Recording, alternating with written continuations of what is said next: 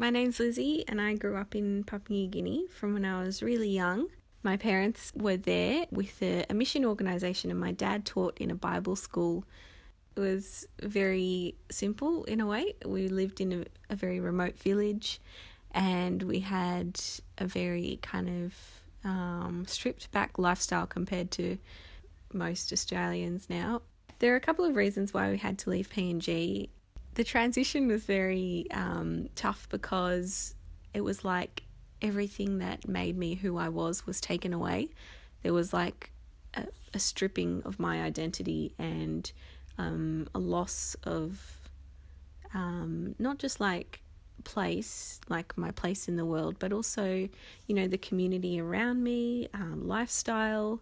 Yeah, it was just a loss of almost everything I'd known. You know, our little house in Derbapari in PNG, that was home, and it was just so hard to think about because we knew we weren't going back, and it just felt lost to me forever, and I just felt so lost in this world because I felt like I was removed from my home and I didn't have a home anymore. When I think of home, it's a big kind of confused shemozzle with a bit of a bit of sadness in there. I remember like one of the first times, I was about 16 actually, when I actually kind of referred to Australia as home, and it was like really, really kind of shocking to me because I was like, oh my goodness, I've never referred to this place as home before.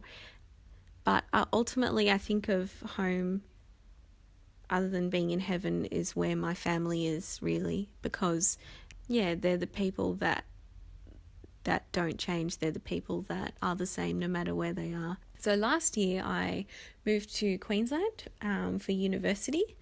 So my family were still in Campbelltown in Sydney, and when I first went up to the place that I arrived at, which I thought I would be staying there for the duration of the year, it turned out this person was quite mentally unwell, and you know, the house was like a total tip, and it was really just unexpected and shocking and confronting and really hard to deal with, and you know, it was a mess in the sense of the word, that, you know, total hoarding disaster with pests and, you know, everything. So, you know, like almost the minute I stepped inside the door, it just felt like my world was crashing down. So my mum was with me, and that was just amazing because I don't know how I would have coped. Like we made some excuse about how we needed to run to a pharmacy or something, and we just went and we just sat on the beach and cried. And so, you know, it was just really good having her there for like emotional support, but Mum was just contacting as many people as she could and getting in touch with churches and, you know, just networking to see if there was any other alternative for accommodation. So I ended up finding my accommodation through, it was really complicated. So it was my dad's brother's wife's neighbour's church friend, and I ended up staying with her, which actually started off really good. It was really hard living in Queensland on my own. I think I was lonely and I was sad, but I used a lot of like distraction, and, you know, I kept myself really busy to try and ignore the fact that I was lonely. I like threw myself into friendships and keep myself busy, but it was isolating and lonely. But like some of my stuff was with me in Queensland, a lot of it was packed away down in Sydney. I was anticipating staying in Queensland for the following, you know, 3 years. But at the same time, my heart was with my family, and so I honestly didn't know what to say when people asked me where home was. So the lady that I was living with was elderly, I guess you could say, and she became quite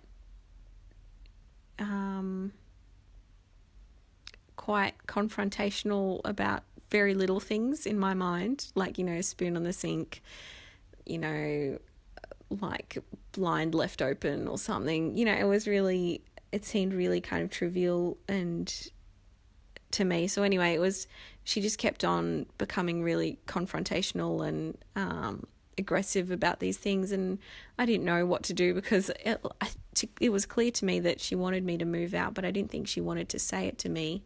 She became really, really confrontational, and it was really hard to go home because I because I just knew, it would be a new thing that she'd come down the stairs and yell at me for, and I'd like literally get panicky as she was walking down the stairs. Oh no, is she coming to, yell at me about another little thing? So where I was staying no longer was a relaxing place that I could, just unwind and chill and, recover from the day. It was a place that I dreaded going to and really did not look forward to being at.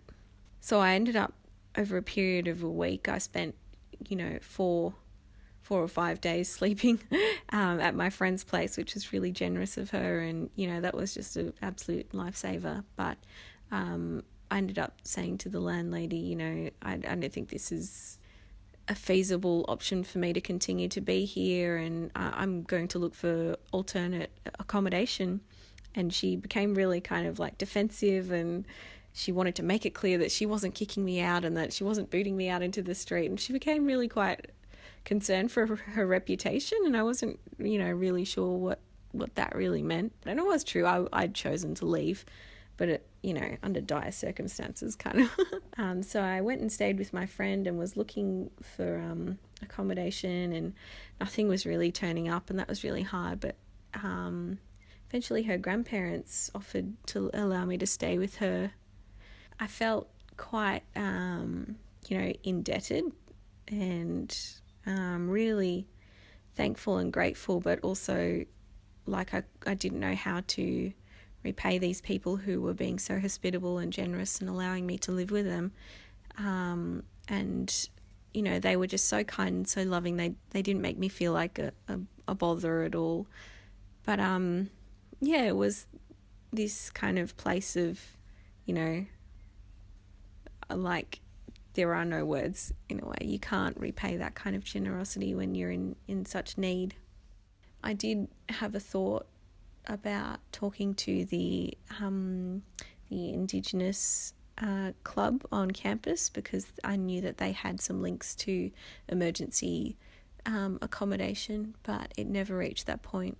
I didn't experience the intensity of homelessness as most people do, and even my brief touch with it was really hard and emotional, and it was tough. But I know that I was really blessed and fortunate to have the experience that I did compared with a lot of people. And so I just can't even imagine how difficult and how isolating and how